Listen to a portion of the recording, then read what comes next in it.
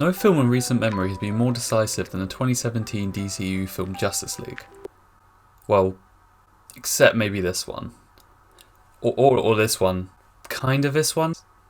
This one definitely. There have been a lot of decisive films recently.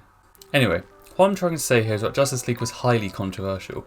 Critics thought it was fine or bad, and fans either thought it was amazing and a perfect piece of modern art or the worst thing ever created. And is it either of those things? Is it perfect or is it awful? No, it's fine. Justice League is perfectly fine. It has some fun fight scenes and a general light-hearted tone which makes the film watchable and enjoyable, but it's far from perfect. The story is a mess, the characters are all undeveloped and generic, and the CGI is... it's just bad. it's really, really bad. But despite all these things, I stand by the fact it's a perfectly fine, if not very disposable time.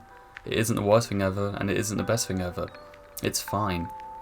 But what if it was more than fine?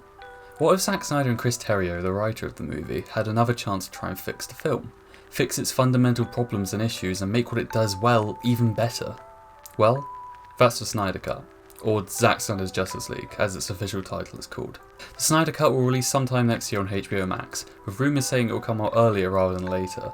And I'm optimistic about it. Maybe that's just blind hope, maybe that's just me being over optimistic. I don't know, but I'm optimistic and positive about it.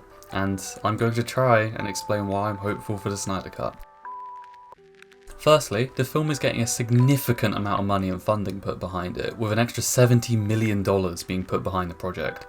Why would Warner Bros. Put a fairly large sum of money behind a project that's only going to release on a streaming service for free?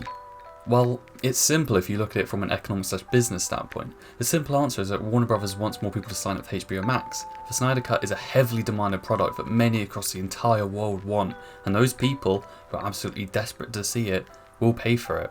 A lot of money, but for Warner Bros. It's just a raindrop in a lake. The idea here is that Warner Bros. Give the $70 million to Snyder and Terrio to make the Snyder Cut, so people sign up to HBO Max, which could potentially lead to more return profits in the future, with people sticking around with the subscription and not cancelling it. And I know what you're thinking. Jay, why does this matter? Why does this make you optimistic for the future of the Snyder Cut? Well, Warner Brothers aren't going to give money to anything, are they? $70 million isn't a lot to them, but it is still $70 million. There's no way Warner Brothers want to fund the Snyder Cut if they didn't think it was good. Why? Well, if it isn't good, most times, people won't go see it. Likewise, if the Snyder Cut isn't good, then people won't see it and people won't pay for HBO Max. Warner Bros. Is a company after all. Their goal is to make money, survive and grow. And if they think the Snyder Cut is good enough, then they think they can make money off of it and they're going to invest in it. Secondly, Snyder has the greatest power out of all of the Justice League right now. And that's the power of hindsight. If Snyder has been smart here, he has probably watched and read every single negative review and article about the original cut of Justice League, and maybe even Batman vs Superman. Why? Well, because now he can just correct all of these big issues that people had with the film. Snyder has the power of hindsight to go back and change the main things people don't like about the film. Give Cyborg more character development, make Superman's resurrection more satisfying and meaningful, make Steppenwolf a more interesting antagonist. Snyder has been given a chance to correct all these mistakes and blunders and make Justice League a better film, with a more interesting narrative and story. He's not going to just pass up this opportunity and decide, fuck it, I'm not going to listen to any criticism I received, and I'm going to double down on everything that I did in the original cut. Right? I mean, I don't think he would. Thirdly, it's 4 hours long.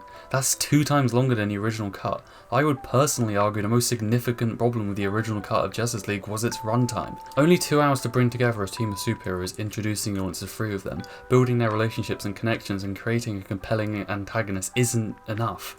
But 4 hours?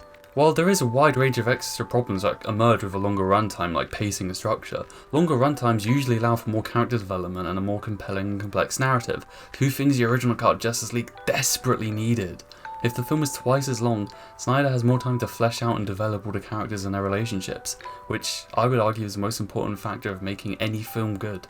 The characters, something the original cut of Justice League massively failed to do. Maybe I'm just being optimistic here.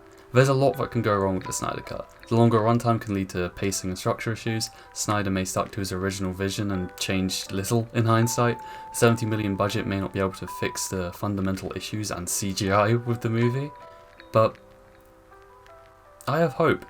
And that's the whole point of Justice League. Hope. So, I have hope.